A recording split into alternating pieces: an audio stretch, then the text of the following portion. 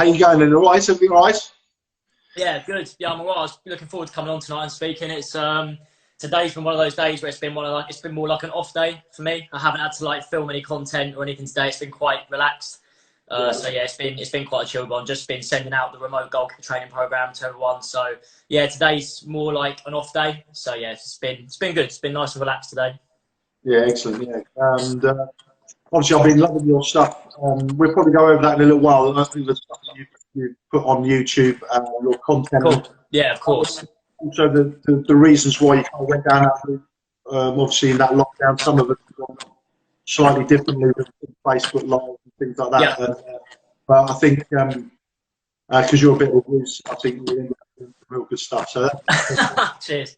But it's been great because I've been sharing it with my guys to basically look at it as well because the content is fantastic. Oh, good. And they've been enjoying it as well. So it's all part of the Goalkeeper Union and stuff. And but we might address the Goalkeepers Union situation at the moment where there might be a bit of a split with what's going on. And, what your thoughts were with the latest update from the government and the FAs regarding sort of taking coaching forward for us guys. And there seems to be a bit of disparity and misinterpretation, I believe. Yeah, so obviously I know there's been a lot coming out this week with regards to sport, like from Sport England, UK coaching, bits and pieces. So obviously I've had to, in terms of my own business, I've obviously done some research. I said a lot of research today. I had to get a better understanding of what was going on because there's a lot of businesses starting back and there seems to be quite a bit of confusion about what's allowed and what isn't allowed, I think, in terms of coaching at the minute, especially what we do, which is goalkeeper coaching. Yeah. So obviously I did my research today and rang my insurance provider just to check what is allowed and what isn't allowed. So for anyone watching, if they're interested as to what kind of the deal is, as to my understanding of what it is, I'm happy to share. So basically, in terms of sporting one-to-ones, they are allowed. However, it only comes under the governance of the sport that you're working under. So it's not a broad sweeping statement. It only applies to the actual sport that you are within. So it's up to us to check with our sports. Now, from the understanding I've gained from obviously various county FAs that have released on Twitter and various social media platforms, in terms of doing one-to-ones with players under 18, the issue we have is obviously the safeguarding rules regarding working with players under 18, and that you would need a parent or a guardian to be there present when you're working with them. So the issue you have is that if the parent or guardian is there, is that you then breaking the rule of the one-to-one meet, which then creates 3 because the coach is meeting 2. Now, I've seen a lot of stuff this week with people asking me about this because they're like, oh, can I sit 20 metres away? Oh, I could wait in my car. Now, the issue there is that the FA are not flying drones over sessions. They're not going to be looking at you. They're just going to assume if you're working with a player under 18, that a parent or a guardian would be present. Therefore, the rule is broken on the one-to-one and the insurance is invalid. So as far as my understanding is, we are currently still not able to work with players who are under the age of 18 and the insurance would be invalid. And if people are working with players under the age of 18, they can, but their insurance is invalid. And that has been ratified by, I think, numerous county FAs, I think, over this today. I think, obviously, Paul, I think you may have seen some of this. And that's the understanding I've got. The other bit, which I'll just quickly add, is that working with adult players, on the flip side, 18 up, is allowed.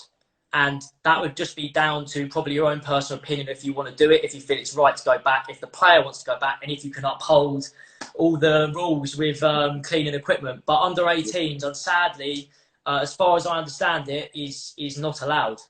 Yeah, no, exactly. And I mean, one of my big mates, we've been having some fun with my guys doing some PT stuff. He's a PT, so it has opened it up for him. He's dealing with purely adults in a very, an outside, obviously area. Yes, yeah. And really, they're not mixing almost equipment because you can actually do, a session involving obviously any contact pretty much. Yeah. Obviously, with one-to-ones, obviously, the social distance can apply, and then you can work through it and do various tests. It might be just football, lots of handling. You can do all sorts, really. Yeah. My view on this is that, think about the bigger picture, really, in the sense of we've all tried to stick to this country over the last 8 weeks. Yeah, 100%. It's hit us guys, particularly financially, with obviously having to stop sessions and things like that. Yeah. I think really it's the bigger picture in the sense that we've worked so hard. I think it's almost like a moral obligation just to turn around and say, we get that everybody's absolutely gagging to get back. Yeah. No more than what we are, but until really it becomes a situation that, and we're looking at probably the 1st of June, the sensible of looking at it and turn around and go, look, it's only another 2 weeks. It just means that the government can look at what's happened, and this last week things have opened up a little bit. Well, like you said, I think, like you said at the beginning, I think some of it's been a little bit clouded, and I think we're talking about a lot of people who've gone back, because it's not a secret. You see it on social media. There's a lot of people who've gone back to doing sessions. I think there's definitely been a cloud on what people think is allowed. Maybe because they rang their insurance company and the insurance company has said, yeah, you're covered, and it's like, good, cool, let's go. But missing the detail of it comes under the governance of the sport that you are associated with, which in our case, safeguarding rules then disallowed under 18s. So I was like, apart from the fact that insurance is a big deal, you can't afford to have a problem and not be insured to coach. It could leave you bankrupt, all the other stuff that comes with it, just whatever else. But like you said, it's also the sort of morally, really. Like for me, it's not. For me, I'm the same. I'm in your position. From my point, I've spent nearly 10 years building MBGKA. I've put a lot of effort, and we'll go into that. I probably don't need to explain. Need to prove that I put a lot of effort into my business. I'm not going to be giving up my reputation and my moral standing for the sake of what Shane, Flowing Football, there has just said. Is for 2 weeks. For 2 weeks, when we're probably going to be allowed back with insurance on the 1st of June. Personally, I don't think it's allowed, and it's not, and I won't be going back. I'm going to put a statement up on Facebook as well, because obviously we know this has been quite a hot topic this week. Very, very difficult for coaches in situations with maybe families, money issues and bits and pieces. We don't know what people are facing at home. We really don't. I don't know. But I can say that from my research there and understanding is, unfortunately, it's not. We're still not in a position to be able to do this with youngsters. Yeah. And we're risking everything if we do. Yeah, absolutely. I think, we won't dwell on it too much, but I think that the points are there. So I think you validly make them. They are in black and white in this area, which is unfortunate. Well, like I said, we all want to go back. Like, I'm desperate. Like, I want to go back and goalkeep. Like, I've never taken barely 2 weeks off, let alone 2 months. But exactly. You just got to do the right thing. Yeah, absolutely, mate. Yeah. And let's say, hopefully, from the first, we might have to change our coaching sort of model slightly. Obviously, a lot of stuff is maybe larger numbers. Yeah.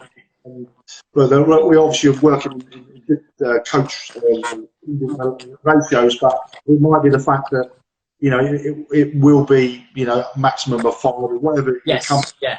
And then you just do it over a period of time, and you maybe just can still do social distancing, but obviously you might have 5 over there, you might have 5 over there, you might have 5 over there. Yeah. Hello, Josh. I'm getting loads of. There's Joe there. Josh, my friend Josh from, I don't know if you've seen Football Futures. He runs a very good business, guys. If you want to check out Josh, Western Town Football Futures, go and check him out. Yeah. Hello, guys. I can see you waving. Hello. Good stuff. I mean, that's something, and I think, and I don't want to speak to anybody whatsoever, because we're out, we're all in it together. That's why. Of course. So I'm not going to pull anybody out. But what I'm saying is, this kind of thing might, there are questions to be asked. Is the guy that's coaching you got insurance? Has he got all the relevant qualifications? Has he done the safeguarding?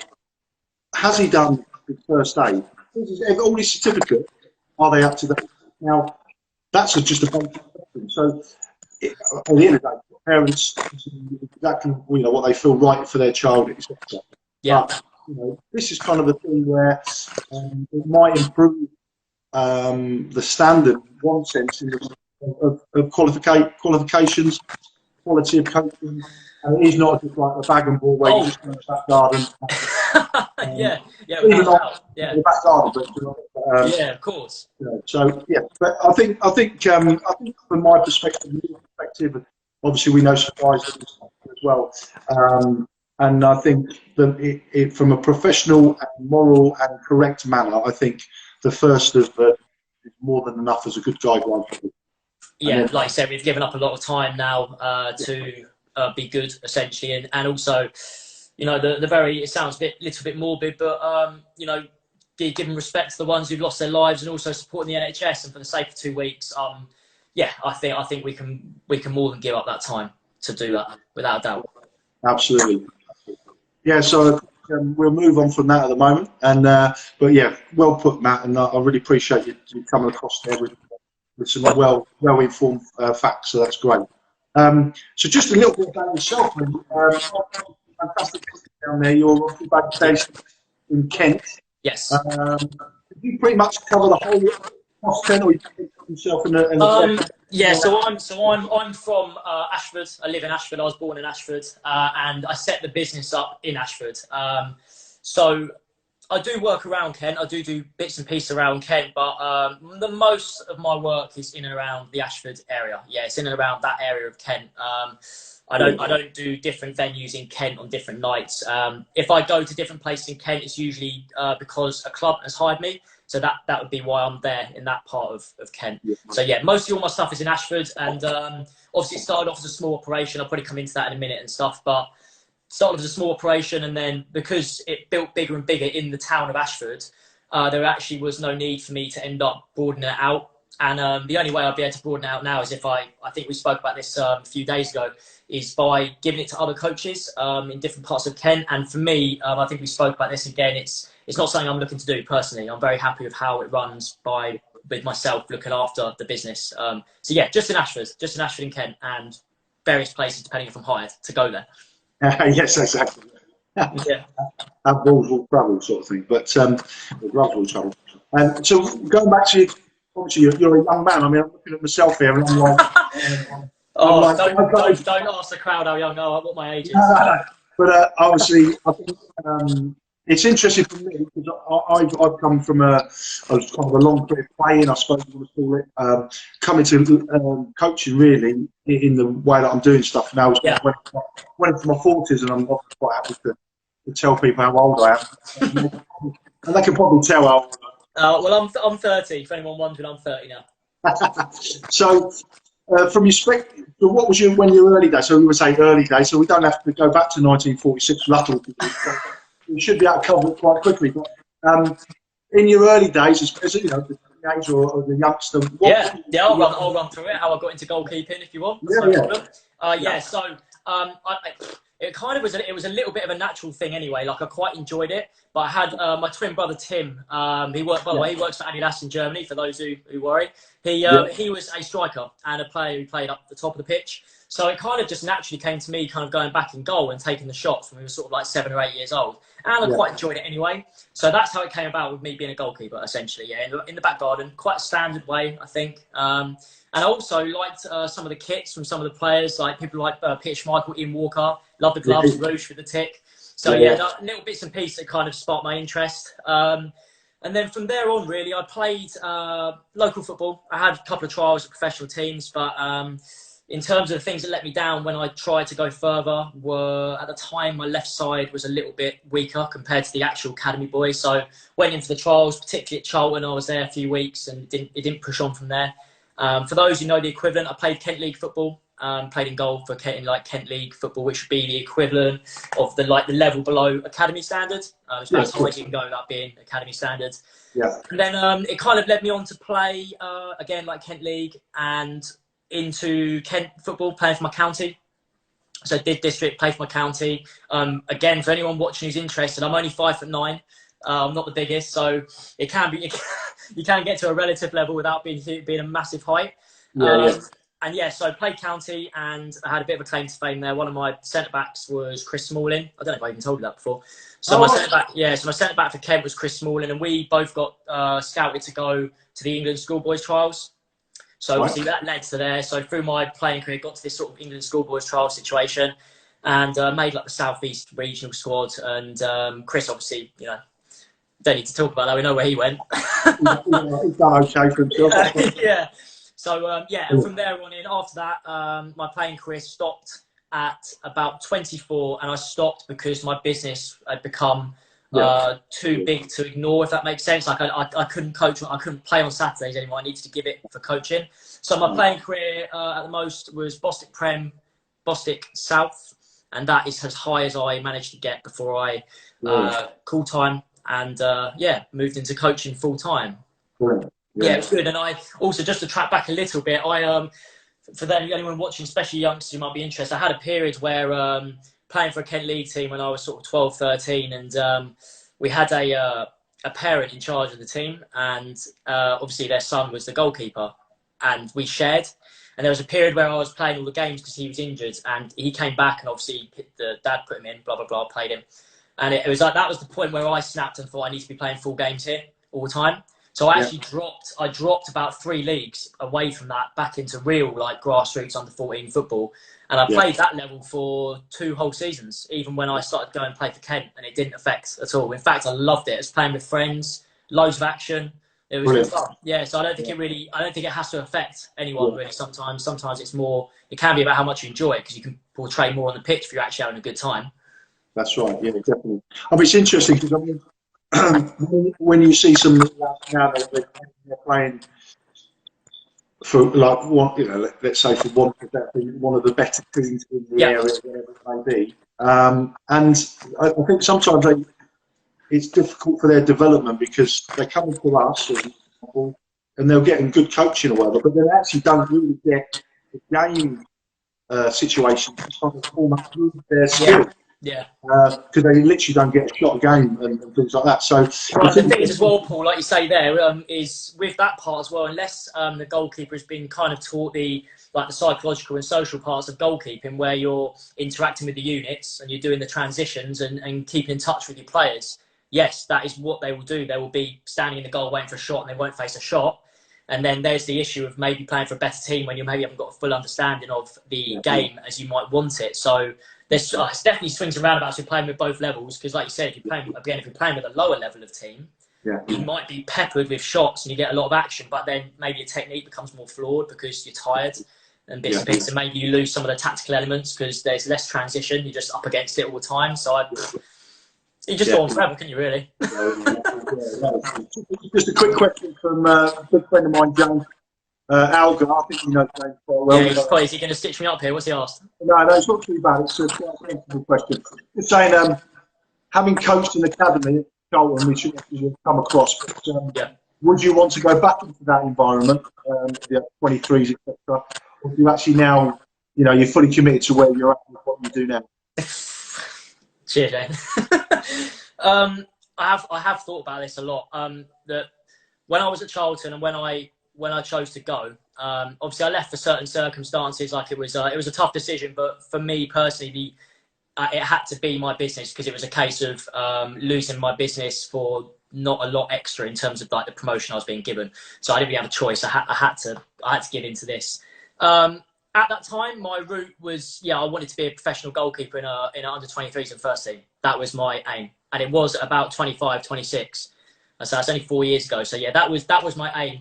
And then in the space of literally a week, when this all happened with changing from the club into my own business and leaving, my whole future got turned. So I had to kind of reassess everything, because I know how hard it is to get back into professional teams and back into professional clubs as a goalkeeper coach. Minimal roles. It's not a great deal of roles in the game. And also when you're going in, if you haven't been a full-time coach there, it's very hard to walk into a full-time role. You're probably going to go in part-time in some respect.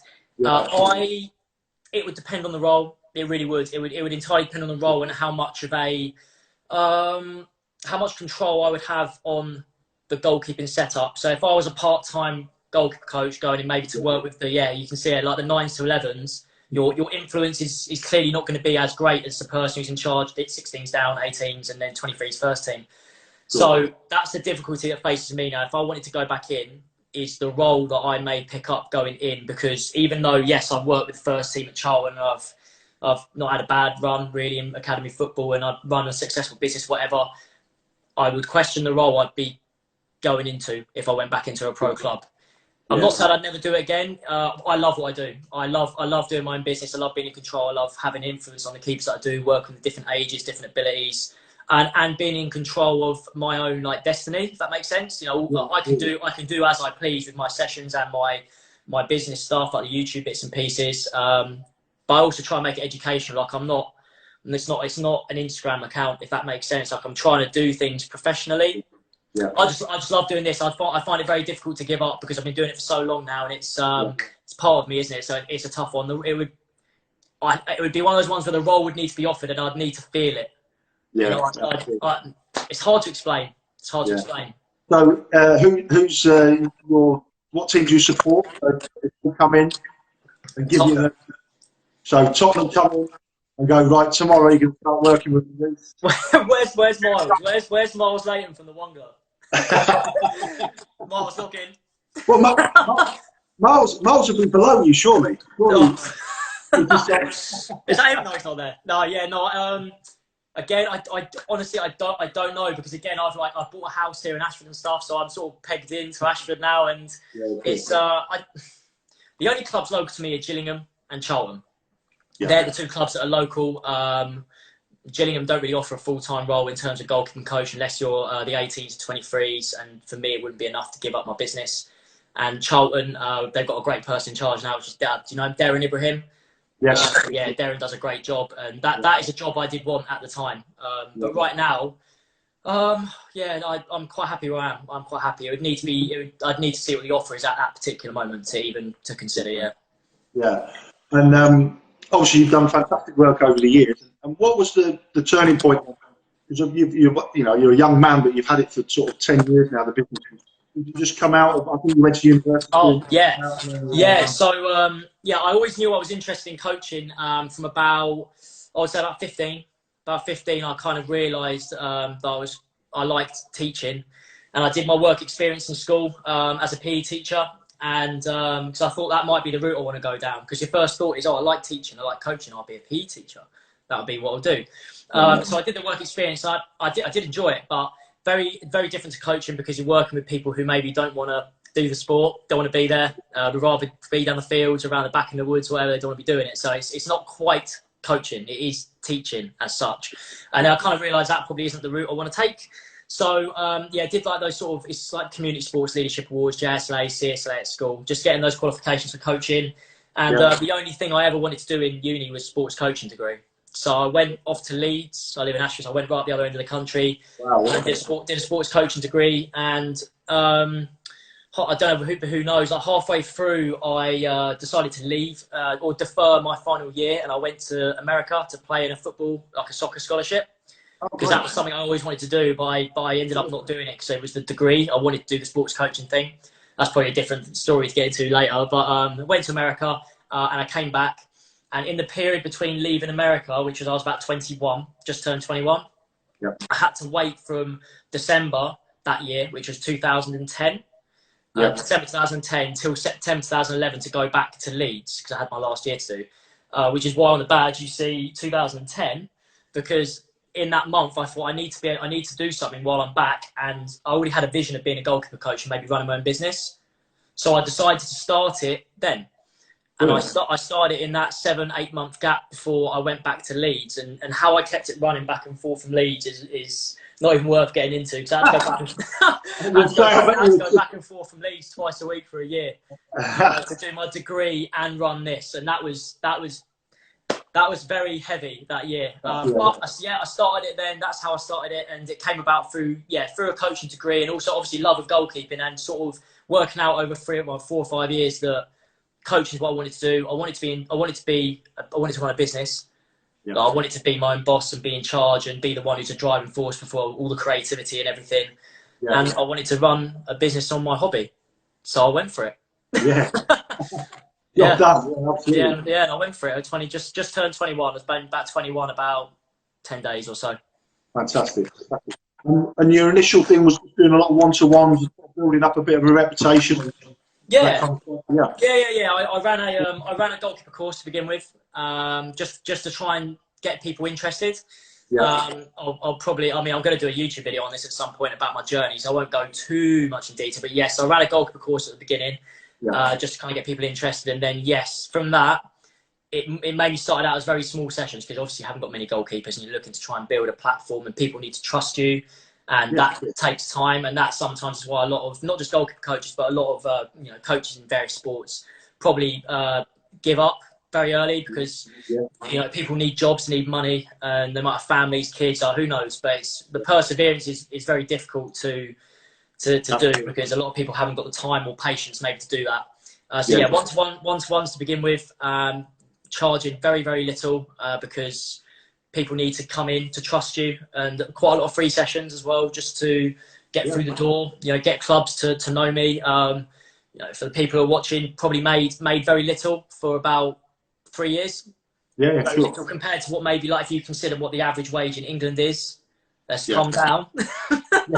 Let's drag that down. Yeah, so like it was about 3 years to really start moving. And obviously when I came to Charlton, and then when I left Charlton, things have obviously changed dramatically since I got the job at Charlton, as you can imagine. Slow start, one-to-ones, and then it built. Yeah, built. Yeah.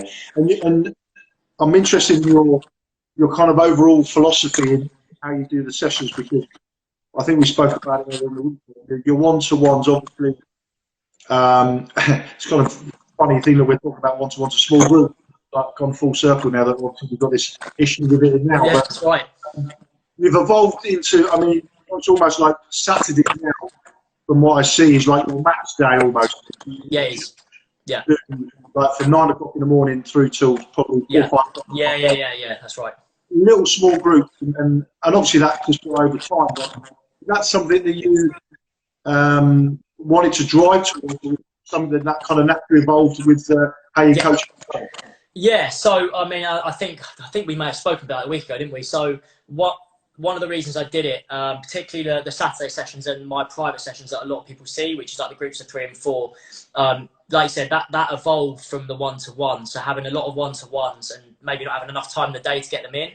So when you look at goalkeeping as a whole in terms of professional football, and having been in the academy setup myself and knowing how it works, which a lot of people know without having been in the academy setup, you don't really work in a one-to-one setting. You are involved with other goalkeepers, and you are expected to work with other personalities and other people.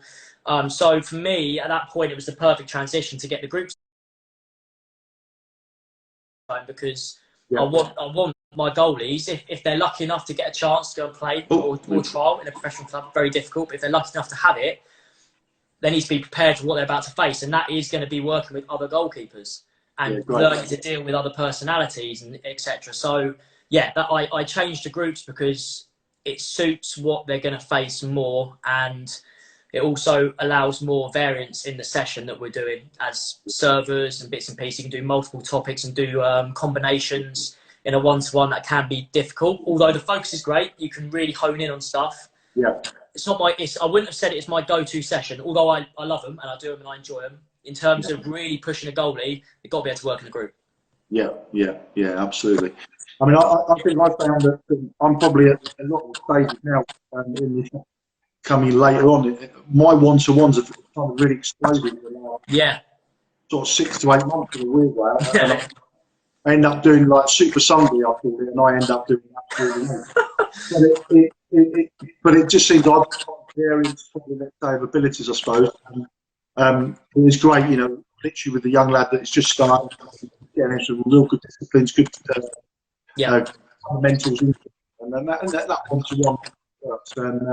But I think definitely what you're doing now is obviously when you've really got the better goalkeepers that now are looking to go a little bit further, improve themselves. I think that working environment, the 3s and 4s, it just gives them. I mean, James on here. Yes. As well, up in Northampton. I'll give James a plug because he's my brother. And he does some fantastic work with senior goalkeepers as well, you know, doing pre-season. Yeah. In the, you know, in the 3s and 4s. And I think that's a great, like you say, what you were saying, is the environment ultimately that if they want to progress as a goalkeeper, they're going to be working in day to day.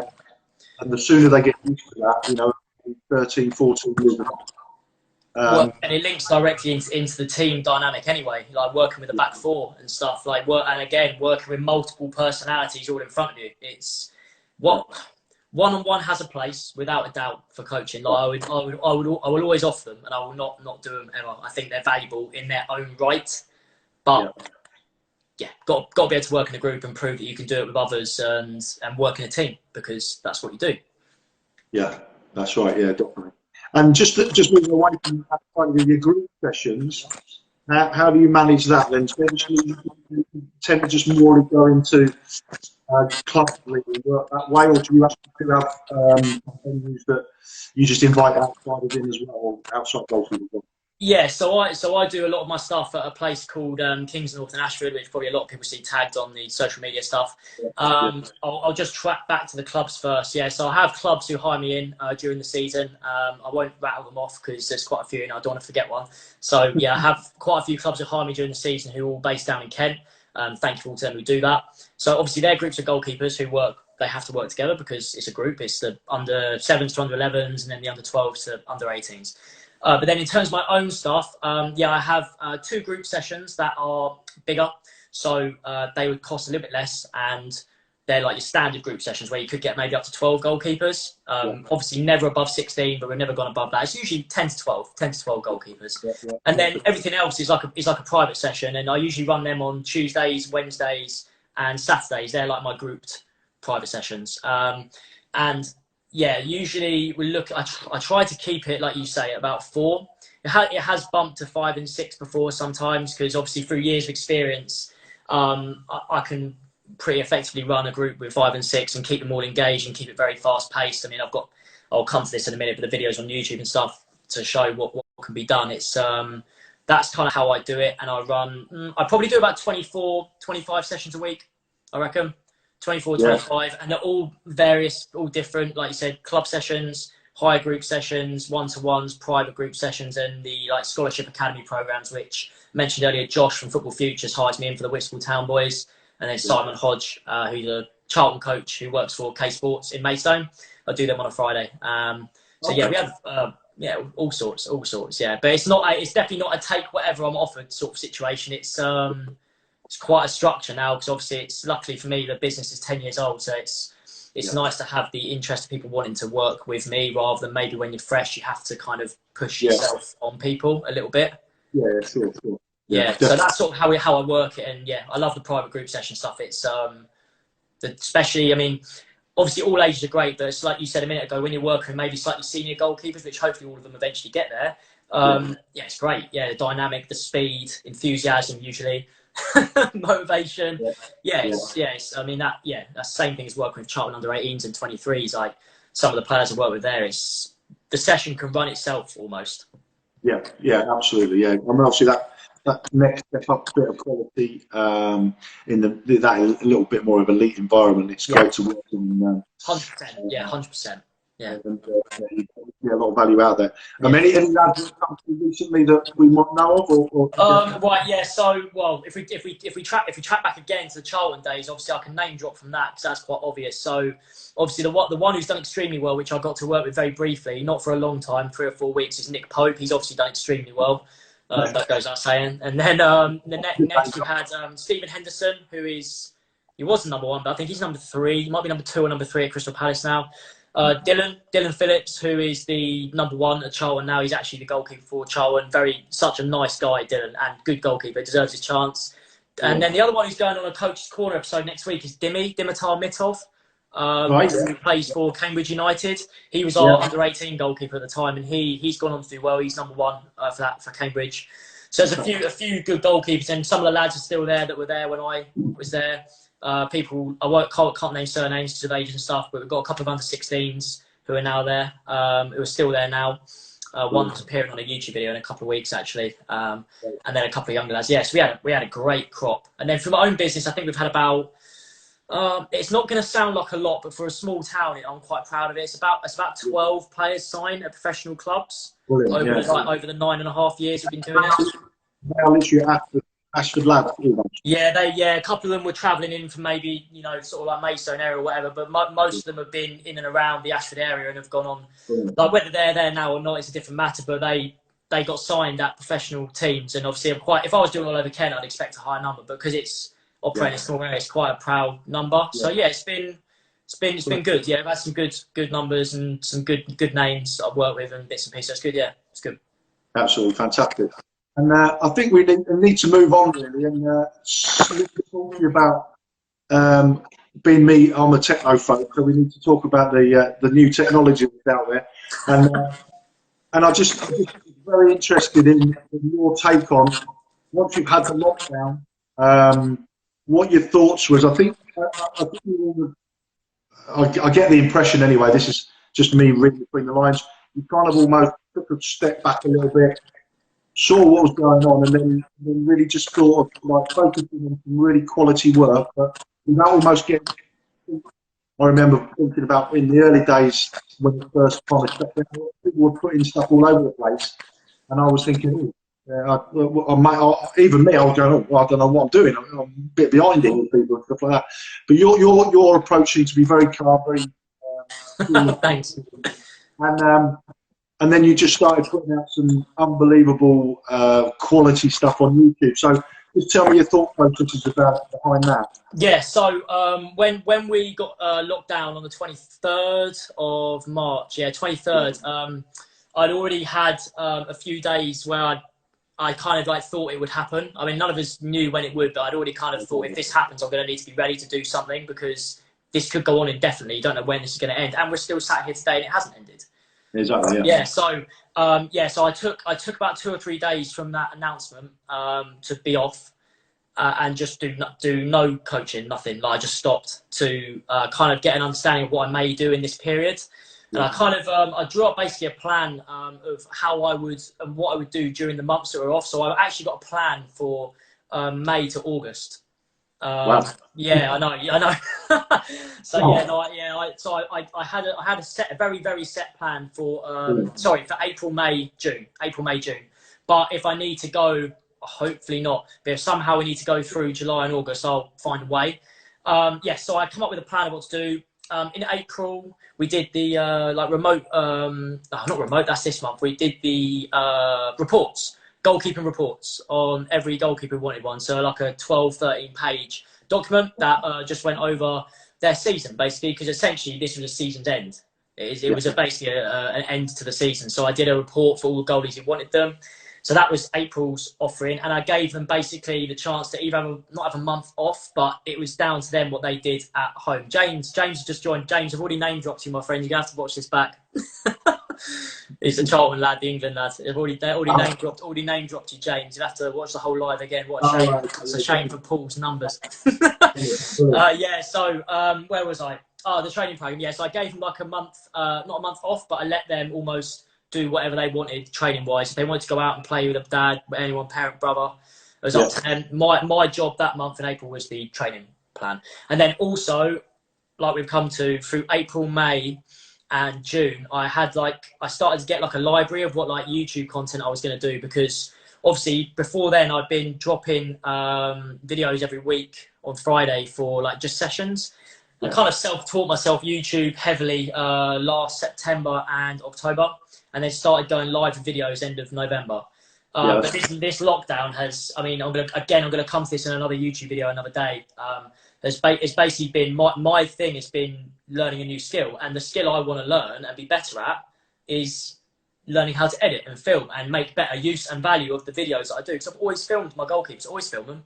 So I wanted to do something better with it rather than just put a couple of clips up and that'll be it. So that was the plan. So it's very kind of you to say so, but my videos are getting better. I hope they're getting better. Oh, by the way, guys, whoever's watching, if you want to go over there and subscribe, please do. Please have a look. By all means, have a look and see what you think. So yeah, it's definitely improved heavily. And obviously I've done all the solo goalkeeping episodes, had some really good people on the coaches corner stuff. And I've dropped a couple of other little ones in between, that are, off those topics. And then obviously I've done the remote training program with my goalkeepers this month, where they're all training at home now, and they will continue to do so because we're not insured, so we cannot go back yet. Exactly. So with your goalkeeping, just on the remote programs that you've got, have you aligned to what you kind of see within your sessions over the season, or have you managed to actually get out and watch some of these guys playing their games, and you've given them some personal kind of more personal feedback, I suppose? Yeah. So how I've done it, obviously, no one can sit there and say we all know our goalkeepers. Like, no, I don't know all of them personally, like to the point where I know everything about them, but I know most of the goalkeepers I work with. I know what they can do, and I know what they look like in training, and the bits and pieces I need to work on. That's what we'd say from a coach's point of view. So, yeah, the sessions that I'm doing for remote training, how I'm doing it is, I don't mind sharing, is basically I will have a topic. So, for instance, say I'm doing a handling session for the first one of the month. It's just handling, and that's it. Because it might be the first time some of them have trained for like 4 weeks, 5 weeks. So, I started off with the handling session. The session that I record, or that I did, was... It takes about 15 minutes to record, but it will take the goalkeepers between 30 minutes and an hour to do, depending on their age and what they can take physically in terms of how many sets and stuff like that. And the idea of the session is it's engineered so that either they can serve themselves off a wall or a rebounder, so it's completely up to them how fast the ball's coming back, so it's suitable for everyone. Or if they've got a server, that can be served at them, and again, that can be as quick or as challenging as they want it to be. And it's just following a set structure so that it just gives the goalkeepers something they can focus on. Because it's very difficult when, as goalkeepers, I'm sure this is why we have goalkeeper training and stuff like that. It's very difficult for a goalkeeper to focus on one job, which is trying to organise their own session, and then they have to go and then do the session. Like, this is why goalkeeper coaches exist, because our job is to help the goalkeeper. Their job is to train. So they need the structure, especially the youngers. Like, I've had a lot of messages from parents who have talked about this and mentioned like it's more relevant for the structure. It's not so much that they're out goalkeeping again, it's giving them something they can do, and it's giving them structure of what they can follow. So yeah, that's the biggest thing. It's a structured session that kind of goes from activation into isolated technical, and then trying to, if you can, try and move it on into more random practice, but that can be difficult if you're in a box garden. I'm in the same situation. So I've been doing Facebook Lives just for my community, really. So probably not brave enough to put it out in the great wide world. But anyway, I wish I could. When I look back, I think I'm moving quite fast, and then during the session, I think I'm moving quite fast, and then when I see it back, I'm like a bit like that. And I speed it up. I know, that's what I'm saying. I wish I could speed it up like you do on your YouTube. I'd look amazing, but. I think the content is just key, really. I try to put out as much as you can. Again, I've really got a small box garden. I'm hoping that maybe tomorrow I might actually go out with my stepson and maybe do something a little bit outside. I think that would be okay. I'm sure it would. Yeah, just so that we can do a few things with distance. So obviously. Yeah, of course. You know, and variance and a little bit of movement, and I think I'd look to try and do that tomorrow. But I think the work you've been doing, particularly, is fantastic, and you can see how you can extend it off. If you understand what I mean. Yeah, that's what I mean. Like, so I won't say what I've got, because the goalies will know. But like, I've got a plan for the remote sessions for June if I have to. Like you said earlier, we're hoping the 1st of June, but I have got 8 sessions for June as well that are ready to go. And if I have to go further, then I will. But I'm not going to worry too much about that until a later date, because I can't. It's one of those ones where parents have been kind enough as well to support my business through this as well. Like, obviously not everyone is in a position to do so, and I wouldn't ever expect anyone to do so. But some have been able to do so, which is great. But if it goes on for a prolonged period of time, there comes a point where that kind of support that's being given, I don't know if it would taper off, because we hope we'd be back outside by then. That's a long time to be remotely working, 4 or 5 months, whatever. It'd be down to the individuals, I guess, and if they think it's a value for them at that point, I guess. But I've enjoyed it. Honestly, it sounds a bit silly, because obviously it's not good being in lockdown, and the situation we're in is very, very bad. Like, it's not great at all. It's a poor situation. Obviously, people have been dying, families are being ruined and stuff. But it's in terms of trying to learn new skills and use the time positively if you can for building and reflecting. yeah, like I've done my best to do the best I can for my business, without a doubt. Like, I can honestly sit here and say I don't think I could have done much more in terms of trying to give out not just the content for my keepers who are helping me, but all the free stuff on YouTube, and giving out as much stuff as I can to help people just, I don't know, stay engaged, stay connected. Yeah, absolutely. Yeah.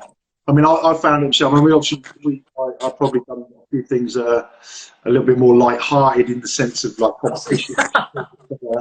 And I mean, the big thing for me is we've ended up with the glove competition. We've ended up with one particular design that now we can go and manufacture across our range. Yeah, yeah. Once all the factories and everything will open up, it will be just a fantastic thing. I'm just trying to work out the best way of promoting it, and also looking to make a contribution back to the NHS and stuff like that. Yeah, that's good. So, and obviously our big friend Paul, I think he's doing something similar down South End with his club. I think they're already out. And so out of adversity, we're kind of opening your mind a little bit and trying to do things that you can do within the lockdown, whether it's competitions, whether it's fantastic stuff that you do on YouTube, and engaging people. It does open, and you know, for me, you know, I'm not the most technical IT, call it, but even for me, even just doing these Instagram lives and stuff like that, it's just open yourself up to newer things, and it just helps you to engage with people.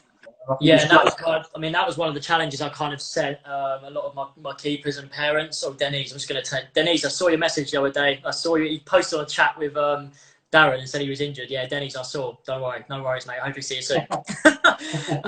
Yeah, so like it's, I've kind of challenged the parents in place, and also the goalies that I'm allowed to speak to at the right age, of course, because obviously safeguarding. It's you're trying to. I don't know what everyone's situation is with gardens and space and everything else, but there's certainly things, depending on how motivated you are to be a goalkeeper and how passionate you are about the position.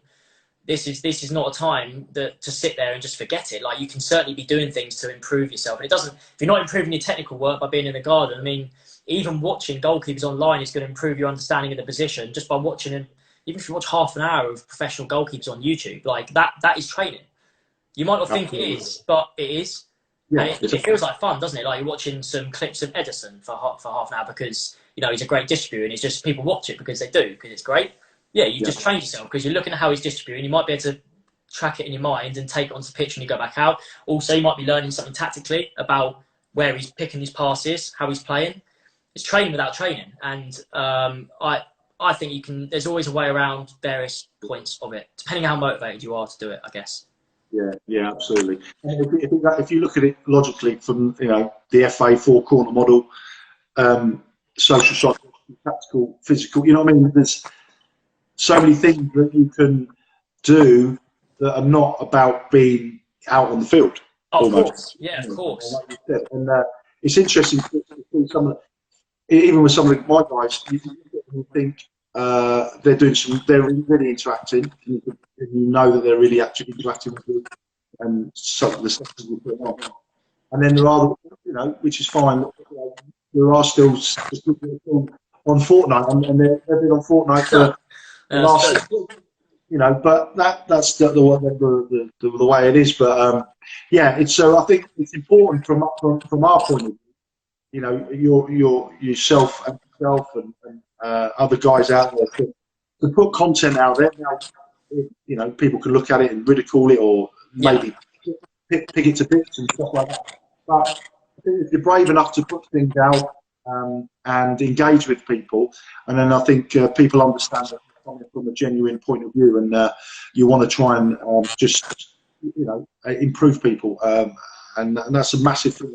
And it has been quite enlightening with lockdown for that kind of thing, where you're engaging with people on different levels. Obviously, we've had some amazing interviews with some really unbelievable guys. Yes. Sometimes you just wouldn't have that time to do it. No, 100%. Like, you think about the things you've done. Think about the things you've done over lockdown. You do think to yourself, like, this is not the stuff that I have time to be doing anyway. Like, all this stuff, these extra bits and pieces that we do now because there's time to do it. That doesn't happen normally. Like, all these live interviews that happen, you don't usually see them on Instagram, do you? It doesn't really happen. People don't have time. Where we're sitting now, 6 o'clock, usually on the field, usually working. So yeah, this kind of stuff doesn't happen. Like you said, like you're trying to, like you said, with especially the youngsters, because when you're an adult or maybe 16 plus, you have more of an understanding, particularly of how you feel about the sport and whether you feel it's something you want to pursue, blah blah blah. And you can certainly know whether you can self-motivate yourself to get up and go and do something, whether that is doing like a run, even if it's a run, anything, just anything that comes under training.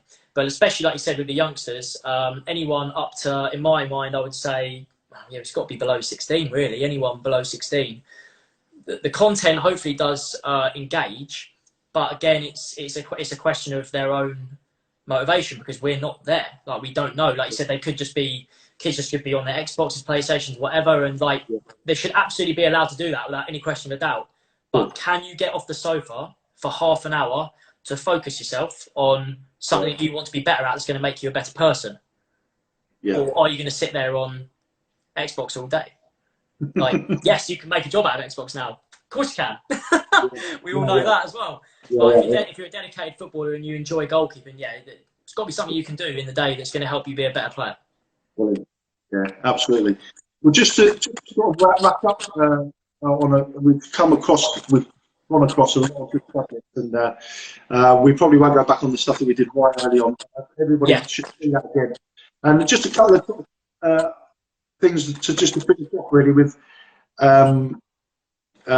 Just things that, like, your favourite goalkeepers of all time that you've looked at, and that you maybe trying the way they play, and trying to impose that a little bit in your training. So, anybody that stands out for you as a kid growing up, and even now, I mean, you mentioned Edison a while ago. So the ones I mentioned to Darren the other day, I'll kind of probably mention the same people again. So for me, the obvious one was in my era was Peter Schmeichel. He was one who was playing at the point when I was sort of getting into football, and he was the main man. Obviously, David Seaman was not far off, but Peter Schmeichel was the one. And then my actual idol, because I was a Spurs fan, was Ian Walker. Ian Walker was my idol. And then another goalkeeper, which I mentioned to Darren the other day, which I really quite liked. Well, to be fair, there was loads, Paul. But Fabian Barthez. I really liked Fabian Barthez as a goalkeeper.